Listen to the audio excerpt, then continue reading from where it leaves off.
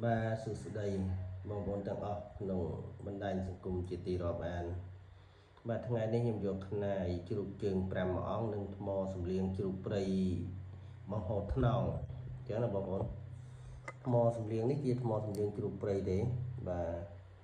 chân nhầm đã prey tới cứ chụp tam này tam sầm liên này chân thằng này mò sầm liên chụpនេះគឺបងហូតថ្នោលបងប្អូនដាក់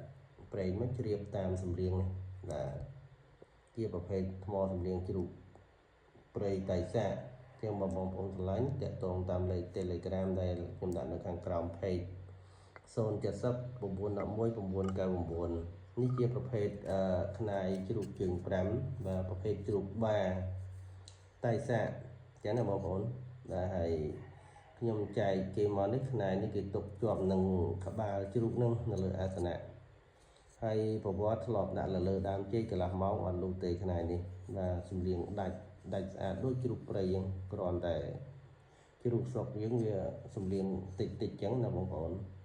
ប៉ុន្តែក៏កម្រមានស្អាតចឹងដែរខ្នាយឡើងម្រះដោយសារជ្រូកនឹងវាចាស់ហើយប្រវែងមកទឹកកន្លះប្រទាពីហ៊ុនជាងណាបងប្អូនបាទចឹងបងប្អូនមកឃើញស្រឡាញ់បាទតាក់ទងតាមលេខ Telegram ដែលខ្ញុំដាក់នៅខាងក្រោម page សូមអរគុណសូមជម្រាបលា